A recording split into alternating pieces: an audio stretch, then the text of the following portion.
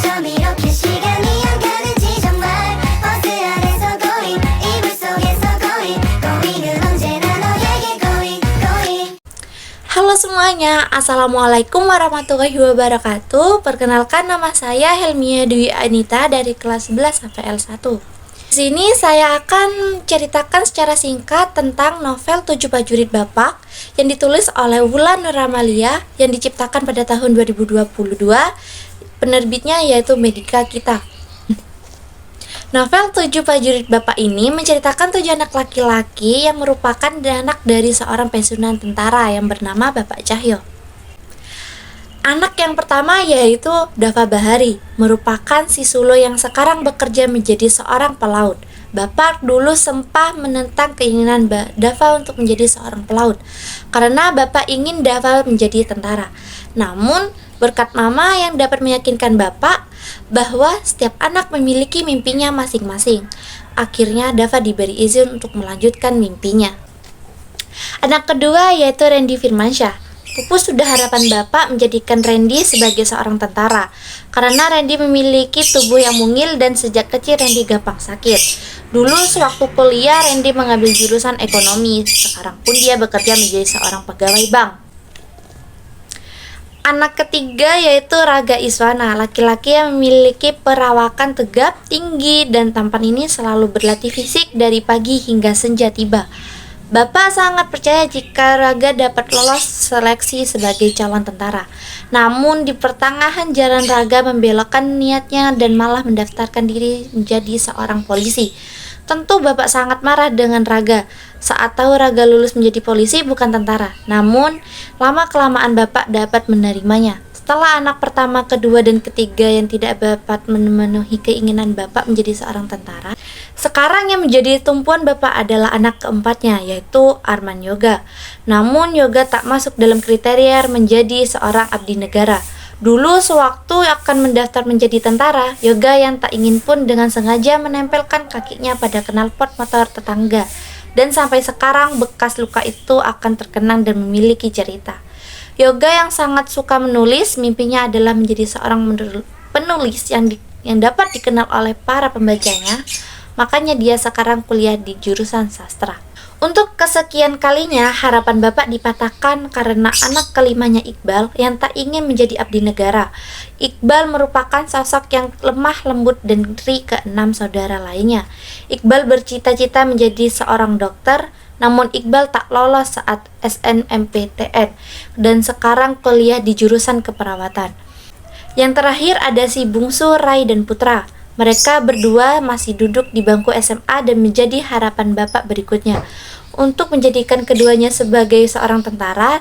Dibanding Rai, Putra yang lebih manja dan sering menangis karena dijahili oleh keenam abangnya. Setiap pagi bunyi peluit akan terdengar hingga menggekakkan telinga. Bapak akan mengajak 7 prajuritnya untuk berlari mengelilingi kompleks dan pulangnya mama sudah menyiapkan minuman dan makanan ringan untuk melepas dahaga. Bapak merupakan sosok yang menjadikan panutan oleh ketujuh anaknya. Bapak sangat berwibawa walaupun usianya kini sudah tak muda. Bapak selalu tenang dalam mengatasi segala permasalahan yang ada. Jika ditanya perempuan mana yang paling Yoga cinta, tentu yang pertama dia akan menjawab Mama, dan yang kedua adalah Mei Liana. Gadis yang akrab dipanggil Lia itu merupakan pujaan hati Arman Yoga. Jika ditanya apa yang Yoga sukai dari Lia, tentu tak banyak. Jawabannya Lia berbeda. Lia penyemangatnya dan Yoga candu akan Lia. Hanya Lia yang dengan tulus mendukung mimpi Yoga. Memang keluarganya mendukung secara material, tetapi tak dengan moral. Yoga butuh dukungan itu, namun dia malah mendapatkan dari Lia. Yoga banyak mendapat cibiran. Katanya, mau jadi apa kamu? Mimpi kok jadi penulis? Tak sesuai dengan image keluarga, kebanyakan halu kamu Yoga. Yoga tahu Bapak tak pernah memaksakan anak-anaknya untuk menjadi tentara. Namun, jika dilihat Bapak kecewa, karena dari kelima anaknya tak satu pun yang dapat mengikuti jejak Bapak menjadi tentara, menjadi abdi negara seperti sudah tradisi turun-temurun dari keluarga.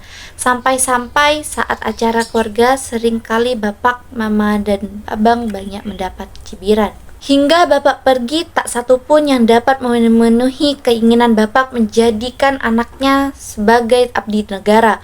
Ya, Bapak pergi, meninggalkan ketujuh prajuritnya yang kini sedang menangis memintanya untuk kembali.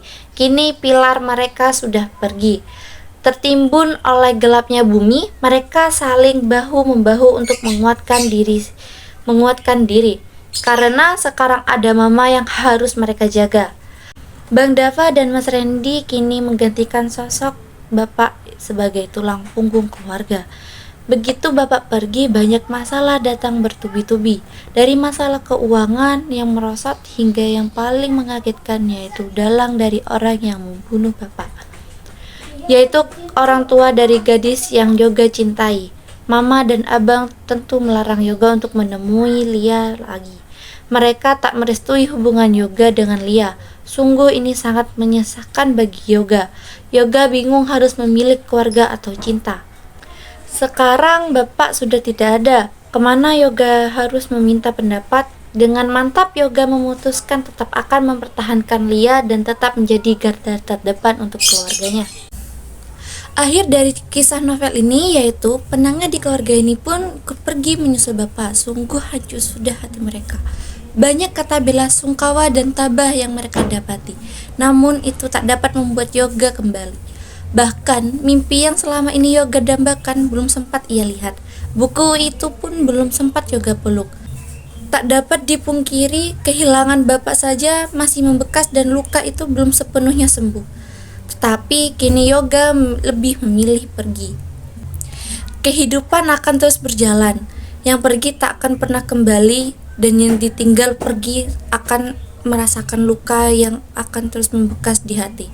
Kini Bang Dava sudah memiliki anak bersama Mbak Ulan dan dua bungsu juga sudah dewasa.